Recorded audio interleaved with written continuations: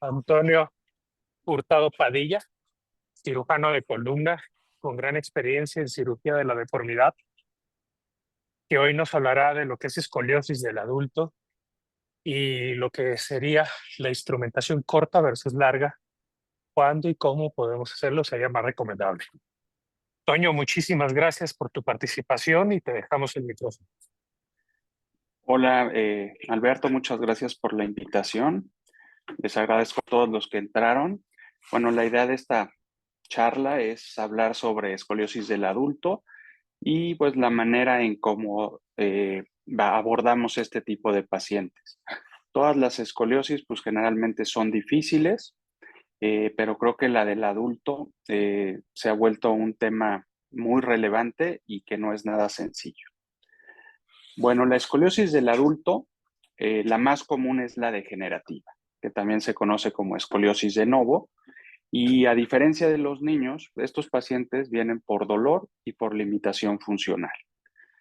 Y aunque hablamos de escoliosis del adulto, el problema principal está en el balance sagital.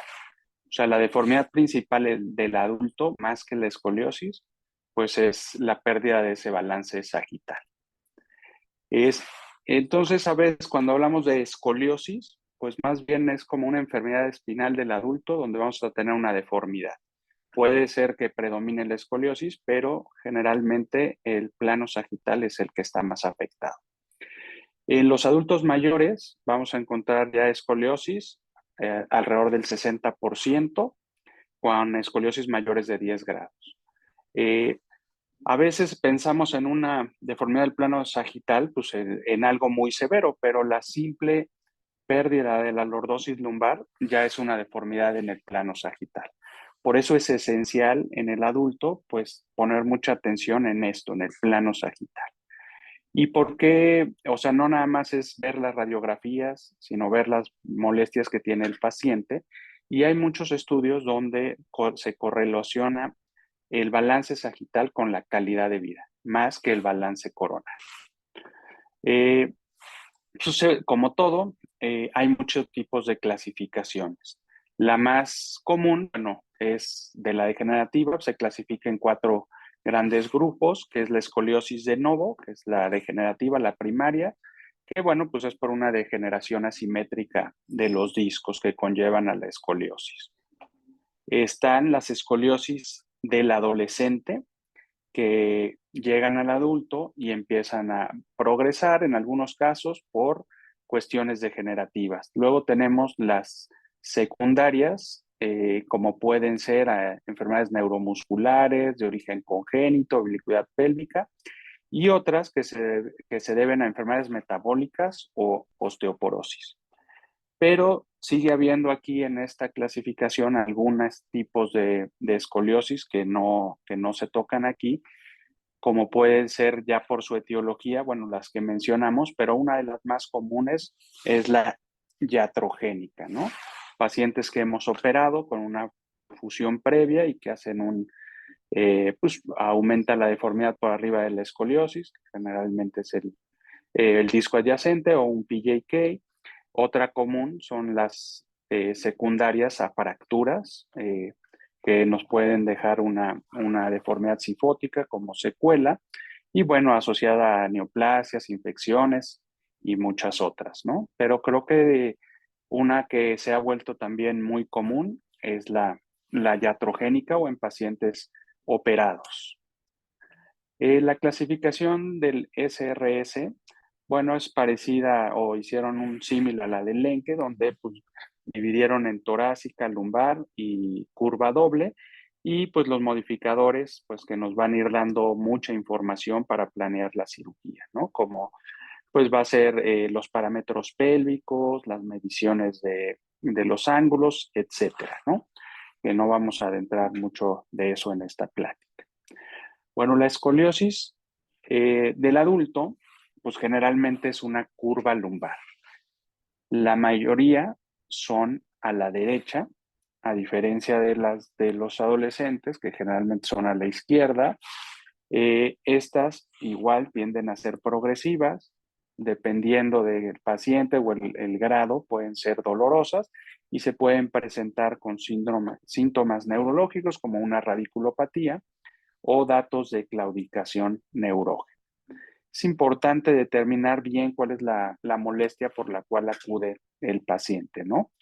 Y pues al final, ¿cuál es el origen de esta escoliosis del adulto? Pues es problemas del disco. Tenemos que detectar adecuadamente dónde está el problema para darle la solución, ¿no? Y esto, bueno, no es nuevo.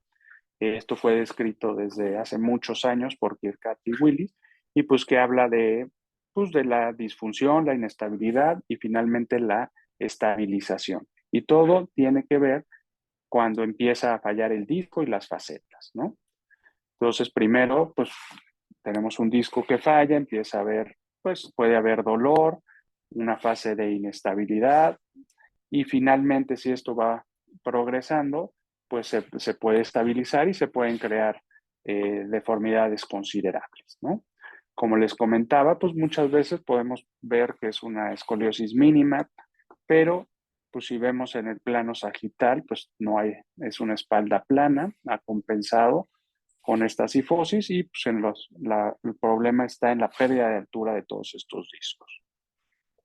Entonces, la cascada o qué es lo que sucede, pues es una carga asimétrica, una degeneración asimétrica y esto va a llevar a una enfermedad deformante, ¿no? Si el disco, pues generalmente no se desgasta parejo, sino más de un lado, y esto pues hace una carga asimétrica y va dando la deformidad.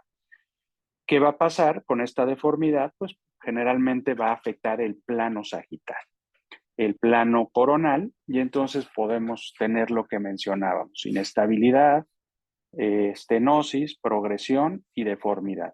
Y esta enfermedad o la escoliosis se va a manifestar, obviamente por la deformidad, pero vamos a tener dolor, claudicación, déficit neurológico o progresión de la curva con una mala alineación que no les gusta, ¿no? O una, dos o todas.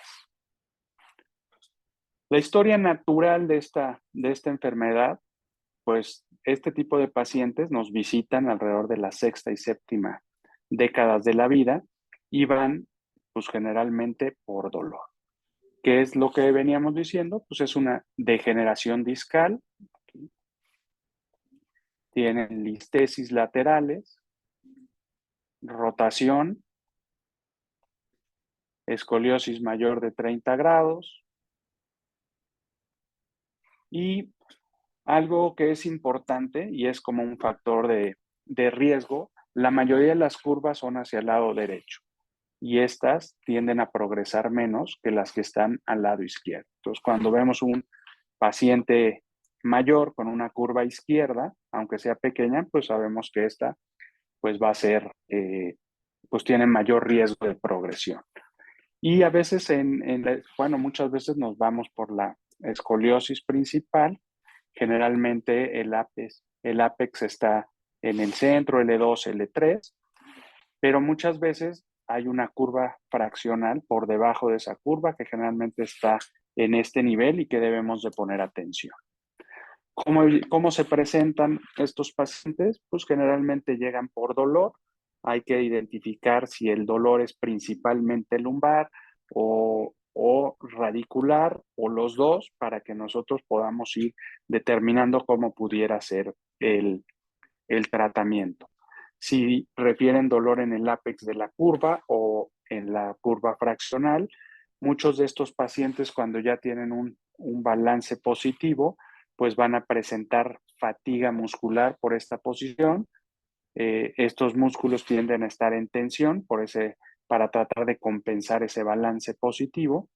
Y estos pacientes pues van a desarrollar una estabilidad mecánica. Es el paciente que generalmente se queja mucho de estar parado o sentado, pero que con el descanso o el reposo al acostarse disminuyen los síntomas, ¿no? Entonces esto nos habla de una inestabilidad mecánica y muchos de estos pacientes pues van a tener o van a desarrollar también un canal lumbar estrecho o una estenosis, ya sea central o de recesos. Entonces, el adulto mayor, perdón, va por dolor e incapacidad funcional. ¿Qué, qué va a dar esto? Pues una disminución en su calidad de vida. Y muchas veces estos pacientes pues también tienen alteraciones de la marcha, eh, y esto se asocia también en un 28% a una meliopatía cervical. Todos estos pacientes también debemos de investigar cómo están de la columna cervical. Y el adulto joven, que generalmente son pacientes que tenían una escoliosis idiopática que no se trató o no requirió de tratamiento quirúrgico en la adolescencia y que va progresando la curva y pues en algunos casos puede causar dolor, pero pues les incomoda, les llama la atención esa deformidad progresiva. La exploración física, bueno, pues ya todos sabemos hacer una buena exploración neurológica, hay que revisar la espalda, pues ver si no hay manchas, mechones de cabello, por ejemplo, estrías que vemos en pacientes con problemas de colágeno, etcétera. Y lo que creo que es importante determinar es tratar de determinar clínicamente la flexibilidad de la curva. Yo lo que hago en muchas ocasiones es que vemos al paciente parado, vemos cómo está esa curva y después le pedimos que se acueste boca abajo, quitamos el peso del tronco y la gravedad y vemos cómo se alinea, ¿no? Entonces, si vemos que hay una alineación adecuada, pues indirectamente sabemos que esa columna es, eh, es flexible. Obviamente también lo podemos hacer a través de estudios de imagen, pero luego hacer una panorámica en un paciente acostado de perfil no es fácil, ¿no? Entonces, esta es una manera que yo utilizo que me ha resultado bastante fácil. Entonces, llegamos a el tratamiento quirúrgico. Pues evidentemente, como mencionaba, pues dependerá de los síntomas que tiene el paciente, ¿no? Si acude por radiculopatía, dolor de espalda, etcétera. Entonces, estas serían las opciones que pudiéramos encontrar. Hacer una descompresión sola, porque pues un problema compresivo neurológico, una descompresión y una fusión limitada, y ya descompresión y fusiones largas. Ahorita vamos a hablar de qué es una fusión larga, qué tan larga, que eso también es un poco controversial. Hablando de descompresión simple, esto pues no va a arreglar nada en el plano coronal ni sagital, ¿no? Esta descompresión pues tiene que ser cuando tienen principalmente dolor en la pierna. Si es mayor el dolor lumbar que el de la pierna, pues realmente una descompresión no nos va a ayudar. Esto está indicado pues también para pacientes mayores con comorbilidades importantes, o que tienen riesgos quirúrgicos elevados y que si el dolor es en la pierna, pues aunque sea con algo pequeño, podríamos aliviar esos síntomas, ¿no? No son mucho este tipo de pacientes que encontramos para estos tratamientos tan puntuales, pero a pesar de hacerlo, pues sigue existiendo el riesgo de progresión y que la sintomatología continúe o persista. Cuando hablamos de una descompresión y fusión corta, eh, bueno, aquí hablamos de que tenemos una curva en el ápex que sabemos que son progresivas, pero la curva de abajo, la que está en L5 y sacro, que es la curva fraccional, esta puede ser la que sea sintomática, ¿no? Este tipo de pacientes generalmente son escoliosis no tan grandes. Digamos, hay pacientes que no quieren ponerse tornillos o que sus condiciones de salud no son muy adecuadas como para hacer una cirugía muy agresiva. Y este tipo de pacientes generalmente son pacientes con un canal lumbar estrecho de L4 a distal, donde pues a veces se hacen este tipo de descompresiones con instrumentaciones cortas, pero sabemos que la curva por arriba de la instrumentación pues muy probablemente va a seguir avanzando y pues sabemos que no va a resolver esto de, pues de facto, ¿no? Veamos, es un caso con una escoliosis degenerativa. Como vemos, tiene una curva hacia la derecha, pues tendríamos un buen factor de degeneración discal. Y este paciente, su molestia principal, pues era la claudicación neurógena, ¿no? En la resonancia magnética, en L4, L5, pues vemos que efectivamente tiene datos de un conducto estrecho, no tenía tanta radiculopatía y el dolor lumbar era moderado. Este paciente, a pesar de esta curva, pues pues no quería tornillos. Entonces, una opción, entrando en este tipo de pacientes, pues se le hizo una descompresión indirecta por vía anterior con 2 cajas bloqueadas, como vemos aquí, y pues la escoliosis no se le hizo nada, pero aquí hay que recordar que al hacer un abordaje anterior, pues toda la banda de tensión, eh, todos los elementos posteriores de la columna se mantienen y pues eso le confiere cierta estabilidad a la columna.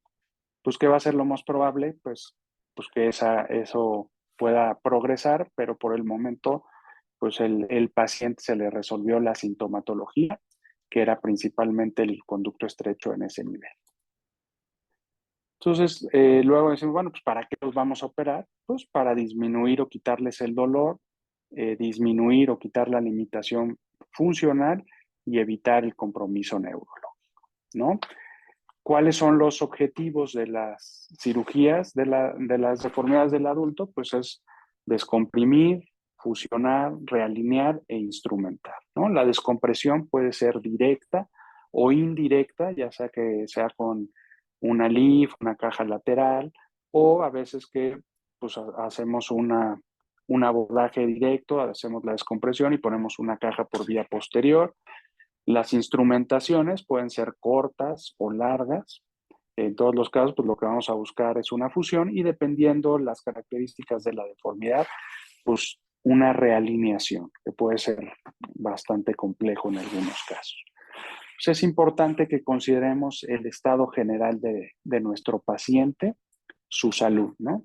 Tenemos miles de encuestas que podemos utilizar, determinar la capacidad funcional del paciente, las enfermedades asociadas. Para mí es importante siempre ver la calidad ósea, les pedimos densitometría y también si son fumadores, ¿no? Ese es un factor que a veces no tomamos mucho en cuenta, pero si es fumador, pues hacer que o informarle que debe de suspender o tratar eso previo a la cirugía para disminuir el riesgo de una pseudoartrosis. Otro de los factores que yo considero importantes es el uso crónico de opioides. Este tipo de pacientes con, pues ya operados o con fallas o con escoliosis, muy limitados que están acostumbrados a tomar grandes cantidades de analgésicos de tipo opioide, son pacientes que son difíciles de controlar en el posoperatorio y cuando salen, pues siguen tomando cantidades excesivas de este tipo de medicamento y en ciertas ocasiones, pues hasta los pacientes se tienden a caer y bueno, pues obviamente se complican las, los resultados, ¿no?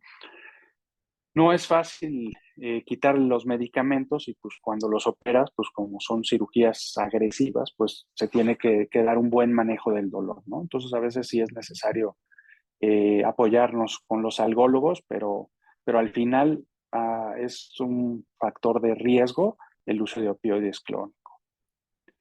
Y bueno, también tenemos que ver el entorno donde se va a recuperar el paciente, ¿no? Muchas veces pues los mandamos de alta y hay pacientes ya grandes que viven pues en asilos o que no tienen un cuidado muy adecuado y o no se les da la rehabilitación necesaria y entonces igual los resultados pueden ser comprometedores. Como les decía, para determinar el tipo de cirugía, si es corto o grande, es importante conocer la flexibilidad de la curva. En las curvas rígidas, bueno, pues podemos usar osteotomías que pueden ser osteotomías sencillas, tipo 2, tipo 1, o cuando tenemos ya estructuras fusionadas, pues generalmente tenemos que hacer osteotomías más agresivas o resecciones para poder realinear la columna. Entonces, cuando hablamos de instrumentaciones largas, pues no hay mucho consenso de qué es largo o qué es bueno, creo que o corto o cuando pasa de corta a larga, ¿no?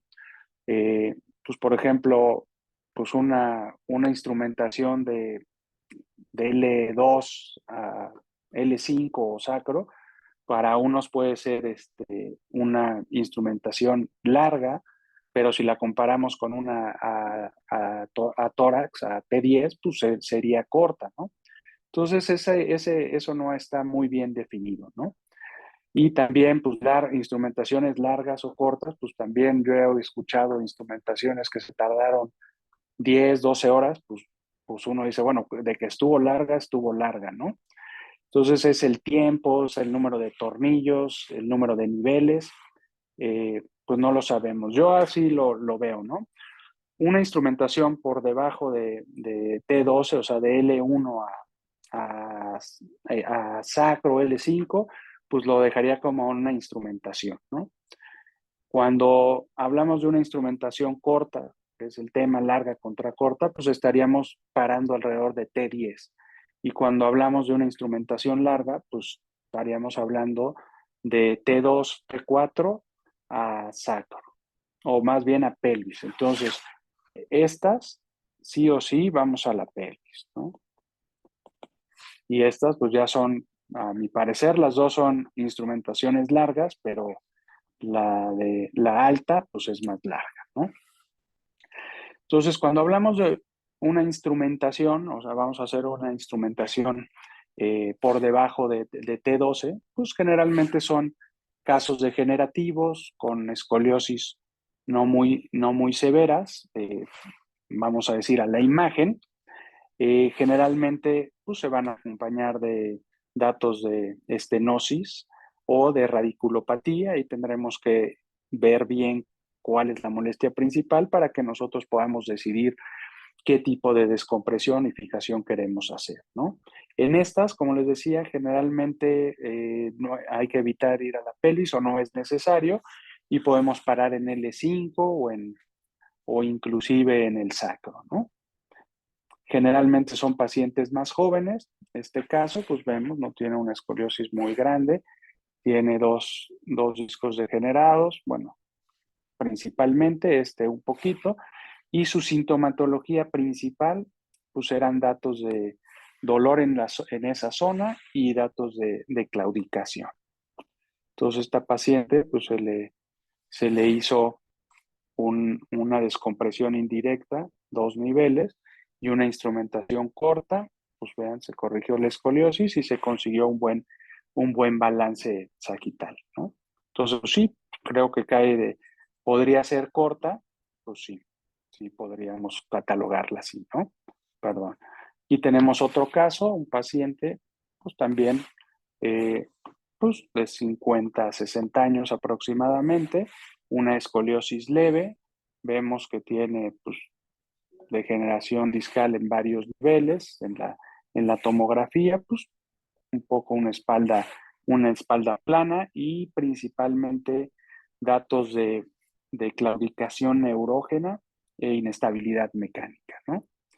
Estos son vemos los datos de estrechez en varios segmentos y bueno, pues aquí, pues este disco está bastante afectado, entonces, pues si queremos, bueno, yo en mi forma de pensar, pues este sería un paciente que podría parar en sacro, este disco no lo veo muy afectado y tal vez si pongo cajas laterales pudiera irme de L2 al sacro, ¿no? Este paciente todavía no lo operamos, pero bueno, ese es un poquito, podría caer en el rango de las instrumentaciones, ¿no? Cuando hablamos ya de una instrumentación corta, pues estamos hablando pues, de una instrumentación que vamos a parar por arriba de T12, generalmente T10, T9, ¿no? Dependiendo el balance de ese paciente. Esto generalmente, pues sí, ya lo vamos a usar en escoliosis mayores de 30 grados. En estas instrumentaciones el balance sagital pues no está tan afectado, digo, no, en general. Hay que estar pendientes de la curva fraccional y aquí pues sí ya tenemos que ir a la pelvis, ¿no? Con uno o dos tornillos y también sí o sí tenemos que poner un soporte anterior L5S1, pues dependiendo de cada caso, ya sea por vía anterior o por vía posterior.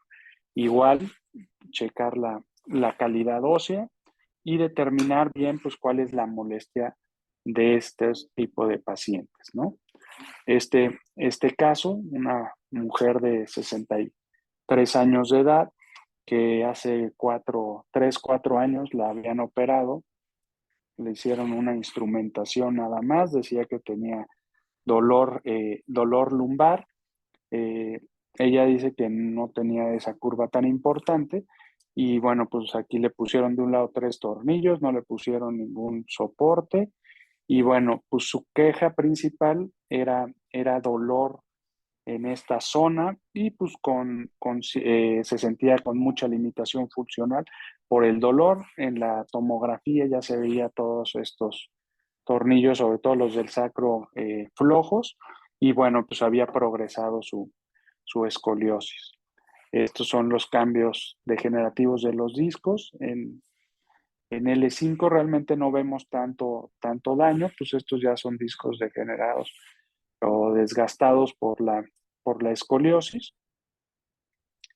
Y bueno, en esta paciente, pues, pues la decisión, pues evidentemente fue retirar esa, esa instrumentación. Vemos que su balance sagital pues es bastante bueno a pesar de esta importante desviación a nivel coronal. Y pues lo que le hicimos fue una instrumentación, como les digo, corta, eh, un tornillo ilíaco, le pusimos 2 cajas laterales y le pusimos esta caja por vía posterior cuando quitamos el, los implantes. No le quisimos poner el ALIV porque esta paciente había tenido datos de una peritonitis o algo así, nos había comentado, entonces preferimos no meternos a, por, por anterior, aunque es retroperitoneal, pero por anterior. Eh, y bueno, ese fue el resultado, se mantuvo el balance. Obviamente su rehabilitación ha sido gradual, pero la paciente, bueno, pues se siente, ha ido mejorando de la sintomatología. Eso. Finalmente, las instrumentaciones largas, pues estas, pues vamos a ir a la parte superior de la columna torácica, ¿no? Puede ser T2, T4, bueno, dependiendo de la patología. Aquí, pues principalmente cuando tenemos que hacer estas instrumentaciones largas o muy largas, pues sí tienen un balance sagital muy alterado, ¿no? Generalmente tenemos una SBA pues muy positiva y en este tipo de pacientes o reconstrucciones de largas, pues igual que en las otras instrumentaciones, soporte anterior L5S1 es muy importante pues para evitar que vayamos a tener una falla de los anclajes proximales de la instrumentación. Generalmente, bueno, lo tenemos que acompañar de osteotomías, pues dependiendo la flexibilidad o la rigidez, el tipo de osteotomías para poder restaurar ese balance, ¿no? Y sí o sí, pues ir a la pelvis, ¿no? Si aparte en estas instrumentaciones largas, pues vemos que existe una curva fraccional, bueno, pues a veces pueden utilizar barras satélites para tratar de corregirla, porque esas veces no la corregimos siempre, ¿no? Eh, Esto siempre me gusta mostrar, a veces nos llegan con este tipo de radiografías cortas, que pues dices, bueno, sí está plano, pero pues no se ve tan mal, ¿no? Este es obviamente un paciente multioperado, pues que pues esto caería ya en una alteración del balance sagital, pues iatrogénica, ¿no? Creada por nosotros los médicos. Tenía pues fallas, pseudoartrosis, tuvo infección, pues, fue un paciente que le ha ido muy mal, pero pues tenía muchísimo dolor, estaba muy incapacitado y bueno, pues estaba dispuesto a buscar cualquier otro método que le pudiera disminuir esas problemáticas. Perdón. Entonces, pues fuimos a vía anterior, tenía estos implantes, se los pudimos quitar por vía anterior, pusimos unas cajas anteriores tratando de mejorar la lordosis. Vean aquí el sacro cómo se restaura un poco y pues tuvimos que poner también una caja lateral, aquí había fusión y osteotomías posteriores y mejoramos.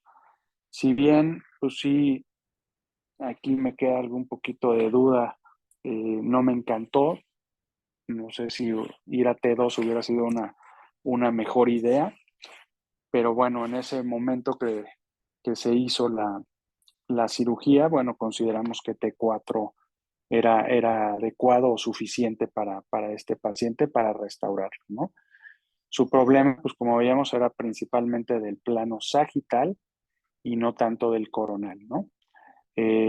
La importancia aquí pues, es tratar de tener una base sólida de esta instrumentación larga, que si no tenemos tornillos ilíacos, pues es muy probable que no sea suficiente los tornillos del sacro para mantener este tipo de instrumentaciones largas.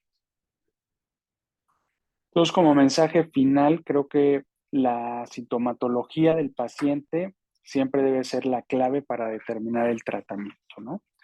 Es importante hablar con el paciente, cuáles pues, sus expectativas, qué es lo que más le molesta y ver cómo se lo podemos resolver, ¿no? En las instrumentaciones largas, como decíamos, de T10 o de T2 o T4, pues siempre vamos a necesitar poner un soporte anterior en L5-S1 y fijarnos a la pelvis, ¿no? Es importante en todos estos tipos de pacientes eh, tomar nuestras radiografías panorámicas y, bueno, medir todos nuestros ángulos espinopélvicos, etcétera, para pues, que nos puedan guiar a tomar las mejores decisiones, ¿no? Pero lo que debemos de tener siempre en mente es buscar la menor cirugía posible que nos pueda dar el máximo beneficio para el paciente, ¿no? Y bueno, eso a veces lo aprende uno de los mismos pacientes.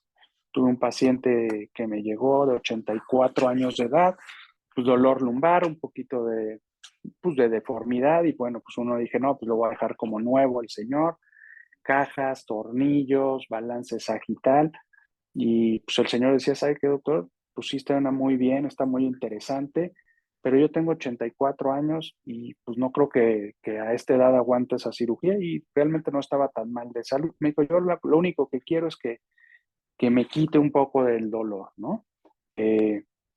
Y lo que más me duele es la pierna, ¿no? Entonces, pues a veces sí te hace pensar que, bueno, hay que escuchar qué es lo que quiere el paciente y ese paciente, pues se le hizo una descompresión eh, de 2 niveles, disminuyó significativamente el dolor, dice que también sigue con algo de molestias, pero mucho mejor y pues no quiso o a veces nos hace pensar que no todo lo podemos arreglar con tornillos y cajas. Porque cuando falla esto, cada vez se nos van acabando las opciones. Entonces, como todo, siempre es bien importante hacer una buena selección del paciente. Pues les agradezco su atención y gracias por escuchar. Gracias, Toño, por tu presentación. Están haciendo algunas preguntas ya en el chat, como por ejemplo, ¿qué biológicos utilizas para favorecer la artrodesis? Pues mira, depende. Utilizamos matriz ósea cuando ponemos cajas laterales o cajas a leaf anterior. Y cuando hacemos, bueno, es que ya no era el tema, pero hay tratamientos de cirugía mínima invasiva, tornillos percutáneos, o las híbridas o abiertas, ¿no? Cuando hacemos abierto, pues también le ponemos chips óseos en la instrumentación posterior. Por ejemplo, Toño, aquí digo, cabe al lugar otra duda. Por ejemplo, todos estos pacientes que son adultos mayores, principalmente las mujeres, que ya tienen debilidad ósea, ¿tú recomiendas o tú tienes un tratamiento previo a llevar a un paciente a cirugía de columna que ya sabes que está osteopénico, osteoporótico, o se lo mandas al endocrinólogo y supervisas en la chamba de él? ¿Tú qué recomiendas al respecto? Pues mira, yo creo que nosotros como cirujanos de columna, bueno, pues hay que pedir pues una densitometría ósea para ver la calidad del hueso, ¿no?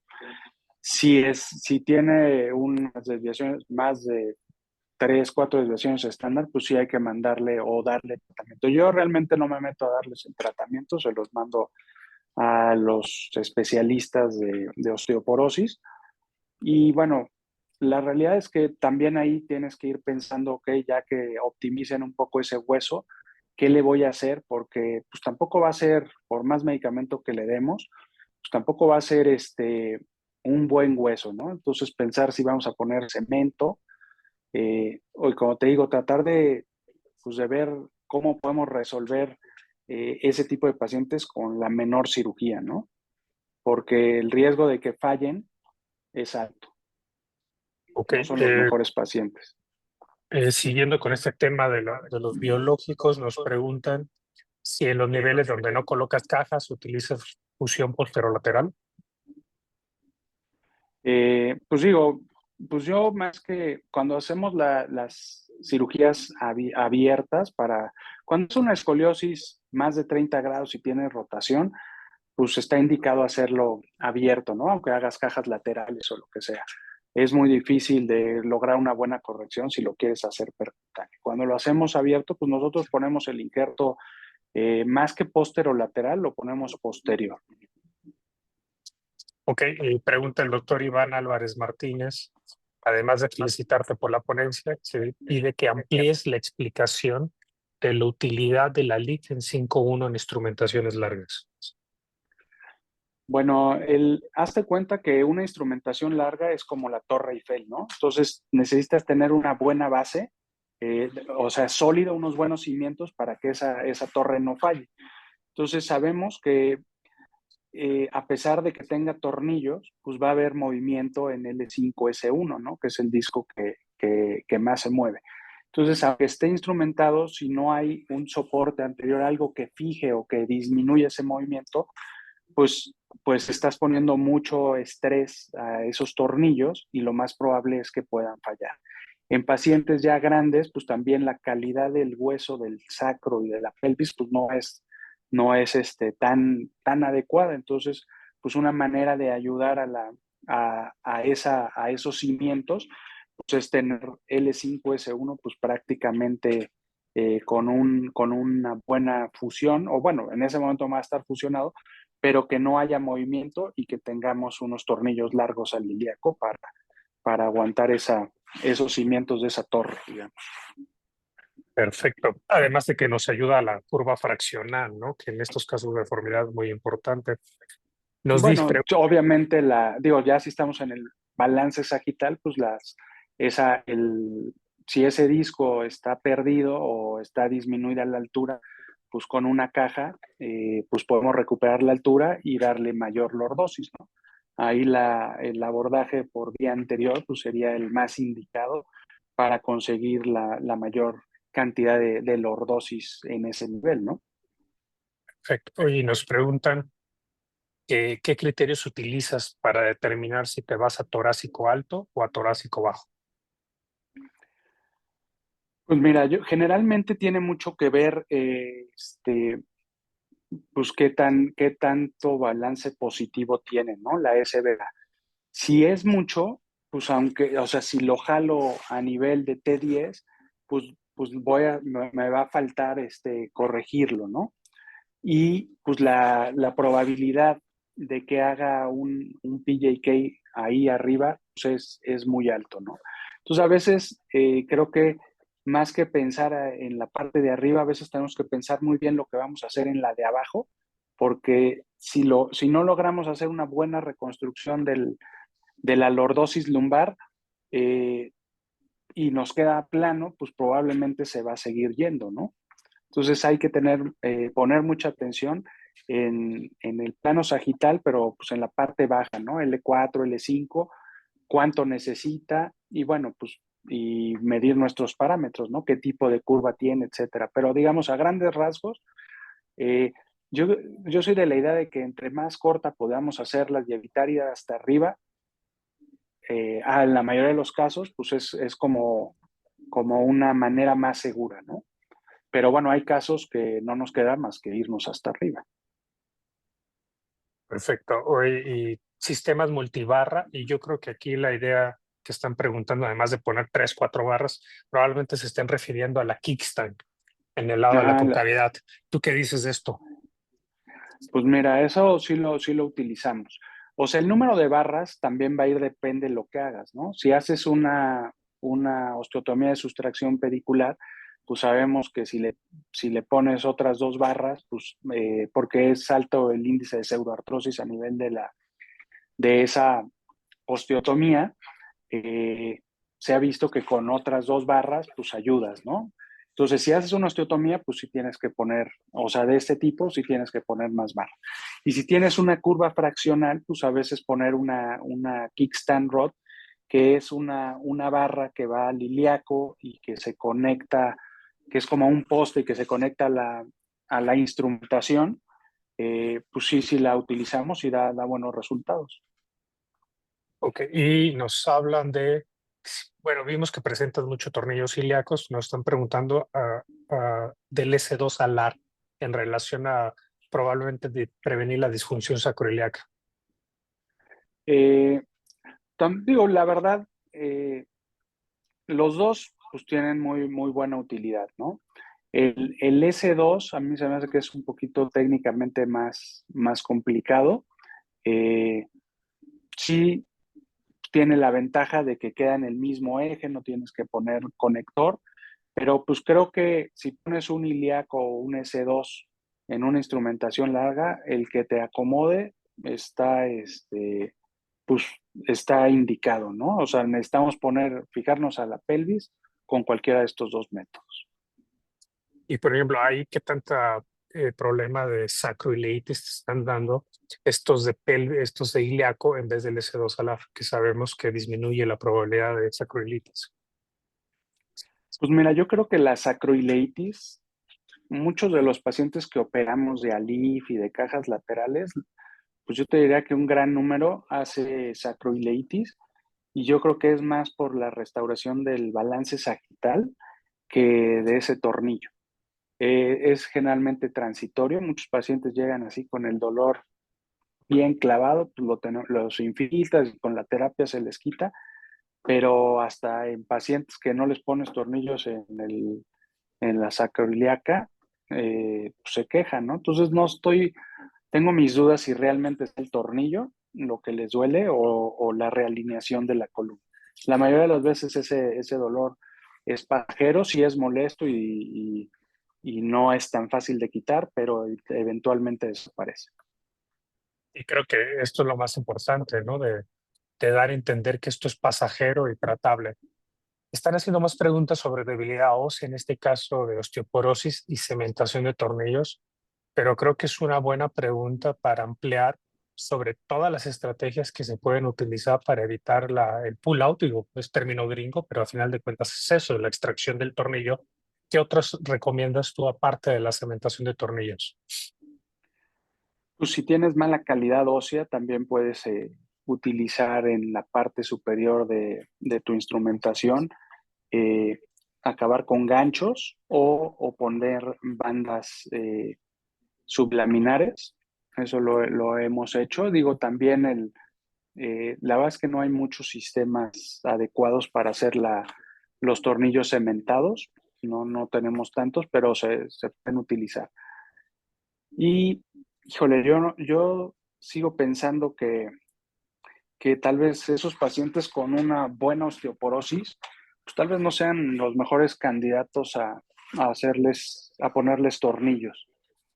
Eh, pues el índice de fallas es bastante elevado, entonces, pues digo, aunque le ponga uno cemento, le pongas todo, pues no podemos disminuir el riesgo del pull out o la falla ahí a veces no falla el implante, sino lo que falla es el hueso, ¿no?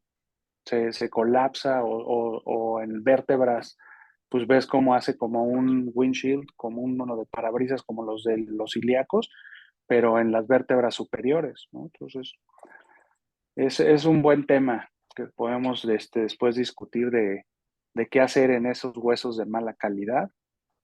De entrada, si está muy malo, pues yo diría, pues no lo operen, ¿no? O sea, no le pongan tornillos. Sí, definitivamente de acuerdo contigo. Yo creo que independientemente si utilizas tornillos de ala ancha, si los utilizas bicortical, si el paso de cuerda es de doble para permitir si avanza rápido o bajo, si el paciente tiene mala calidad ósea, estás perdido y tendrás que buscar otra cosa. Nos pregunta Roberto Segura, Toño, si utilizas opioides intratecales transquirúrgico para el manejo del dolor postquirúrgico. No, nosotros no lo hemos utilizado, usamos bombas de infusión, rescates, pues depende, en algunos casos es con fentanil, una bomba y con fentanil, en otros con morfina, pero intratecal no hemos utilizado. Excelente. Está descrito, pero no lo usamos. Muy bien, pues son todas las preguntas que nos han publicado, Toño. Creo que como bien dices, esta es una patología que vamos a ver más frecuente y por nuestra culpa en la gran mayoría de los casos como cirujanos de columna. Ya cada vez se escucha más, ¿no? En los congresos que dice que todo empieza por un nivel de fusión inocente, un L4 o un L5, y que de ahí empieza la catástrofe. Presentaste muy buenos casos que nos muestran por qué tenemos que poner mucha atención de que un solo nivel nos puede llevar a una gran o una instrumentación larga. Entonces, pues te agradezco mucho la presentación, Toño, tu tiempo, y esperemos escuchar más charlas de este tipo para hacernos conscientes del poder y responsabilidad que tenemos como cirujanos de columna. Bueno, pues te agradezco la invitación y a todos los que hicieron favor de escucharnos. Espero que haya sido de utilidad y bueno, pues que podamos transmitir algo de la experiencia que tenemos para que, como dicen, no hagan los mismos errores que ya hicimos nosotros. Excelente, pues nos vemos en el próximo AMSICO, en el Regional de Querétaro y próximamente también en el AMEDEC en abril próximo. Muchas gracias a todos, Perfecto. gracias Toño y estamos en contacto. Sale, buenas noches a todos.